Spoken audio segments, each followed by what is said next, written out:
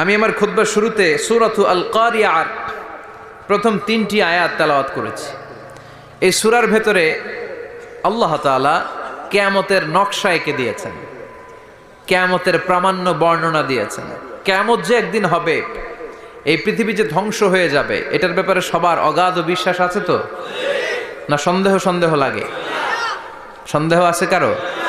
এই পৃথিবী একদিন থাকবে না, ভেঙে চুরমার হয়ে যাবে, খান খান হয়ে যাবে, সব ম্যাসাকার হয়ে যাবে। আমি থাকবো না, আপনি থাকবেন না, আমরা কেউই থাকবো না, থাকবে একজন, তিনি কে?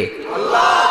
এটার নাম কিয়ামত, যেটার ব্যাপারে বিশ্বাস না থাকলে ইমানের ঘাটতি চলে আসবে, ঠিক কিনা? তো সেই কিয়ামতের দিনটা কেমন হবে, কিয়ামতের দৃশ্যটা কিরকম হবে, এর নকশা খুব সংক্ষিপ্ত পরিসরে মাত্র 11টা আয়াতে আল্লাহ তুলে ধরেছেন।